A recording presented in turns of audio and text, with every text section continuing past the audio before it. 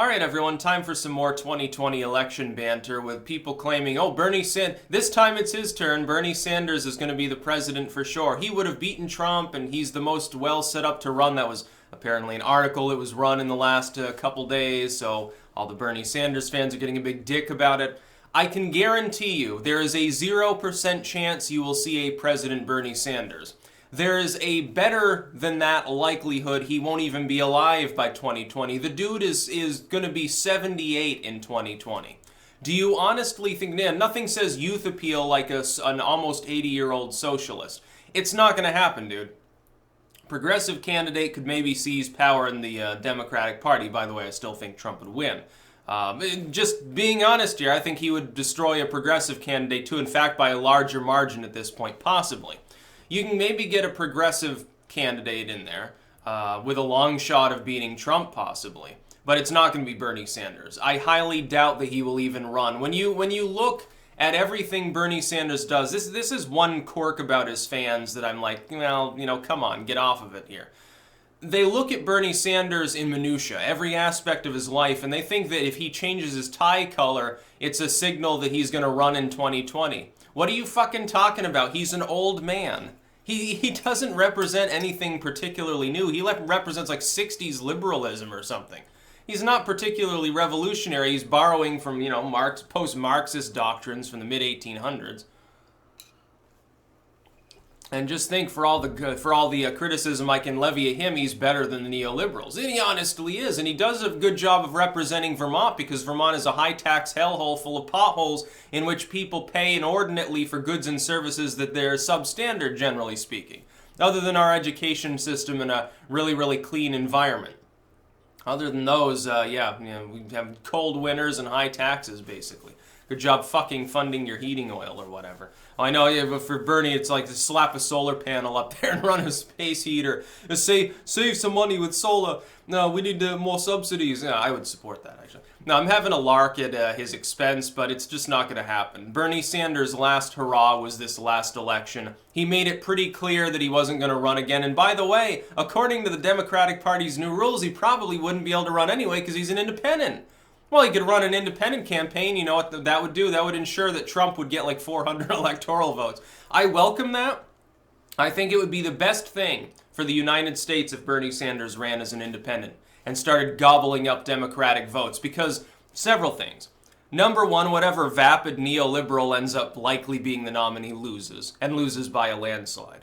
That really pisses them off. Number two, it hastens the demise of the current paradigm within the Democratic Party, which is a slim majority of the party is crazy neoliberals that date to the 80s and 90s. They're ineffectual. They try the same stupid strategy over and over. They're lunatics. They're insane. They try the same thing over and over, hoping for a different result. They're stupid. The progressives keep trying to reform the party. And their idea of reform, of course, isn't really reform. It's regression to the 1960s or even further back, basically a hippie party or something. Only hippies that trust the government to disarm them, which is really moronic. You need a fusion. You need the party to collapse in order to rise again. That's what happened with the Republicans. Look what happened. Like, Trump broke all the toys and everyone was in chaos for months and months. Now he's reforming the Republican Party into something that's different from the neocon front it was before. The neocons are all older anyway. It's the same with the neolibs. The neoliberals, if you look at the neoliberals in like Congress and the Democratic Party at large, how old are they?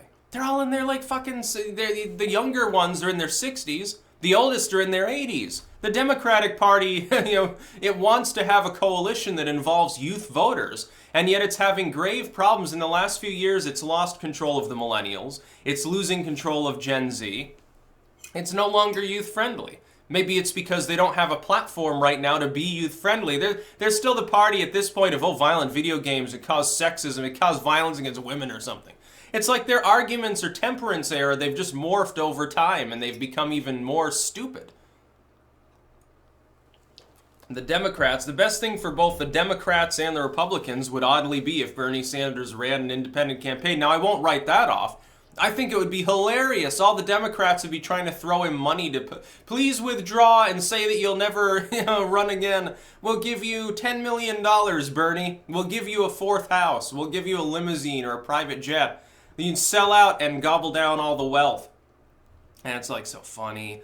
And he's got like $100,000 worth of debt or some crazy amount while he's buying this $250,000 home. It's like, what are you doing? No wonder socialists can't manage an economy. It doesn't fucking make any sense. And where did that extra money come from anyway? Because you've been in the Senate for long enough that you should be worth millions of dollars by now, but I don't know where you're pissing it away to. It wasn't into real estate. Was it into Ben & Jerry's? Was it into slush funds? Maybe your money's all tied up in the Cayman Islands and you're a total sellout.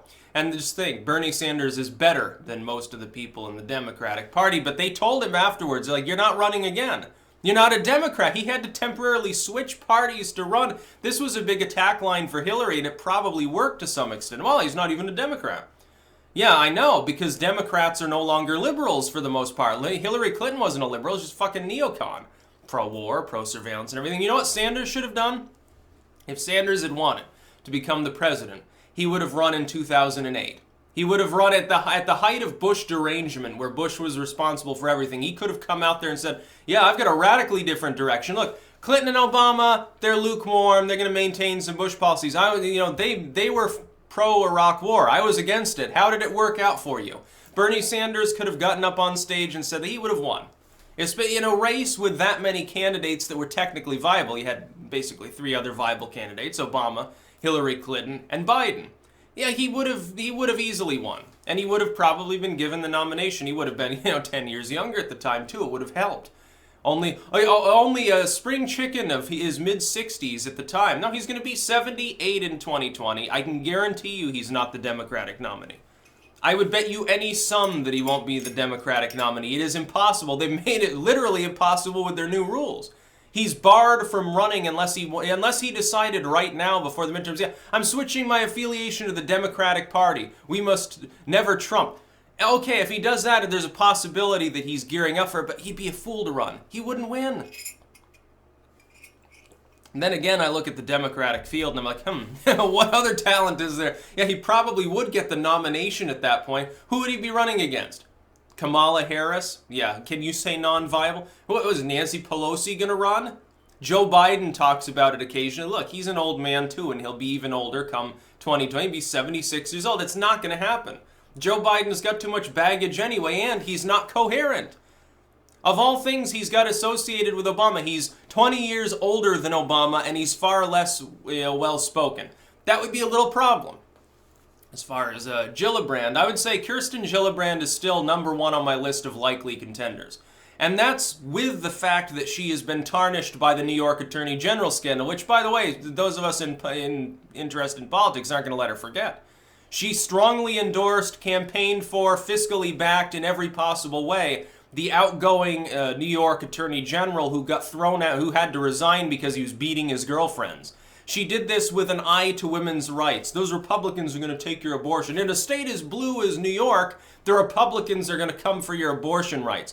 We must vote for this other AG here that, now of course, he's not exactly a women's rights champion or a symbol of it anymore now, is he? That's probably the strongest Democratic candidate you've got. Joe Kennedy, I don't think, is going to run. The Kennedys know better than to run for the presidency after what happened to every other Kennedy that tried. I think they're cursed. I think that they know that there are certain people out there that just won't accept a Kennedy in that office. Why do you think Ted never ran for the presidency? He's like, no thanks, I'd rather not end up like my girlfriend that night we went swimming in our car. So, yeah, to the progressives, you can find younger progressive candidates. They do exist. It'd be a dark horse candidate, none of them have much political experience, but it's not going to be Bernie Sanders. It's not going to be Ice Cream Man. The moon on a stick free ice cream thing didn't work out for you. I'm sorry, but most Democrats still prefer crazy neoliberal war cons over that.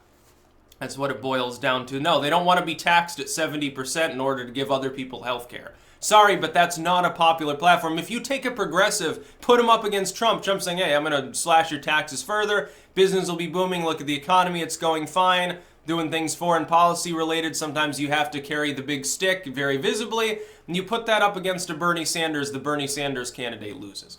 That's about all. Peace out.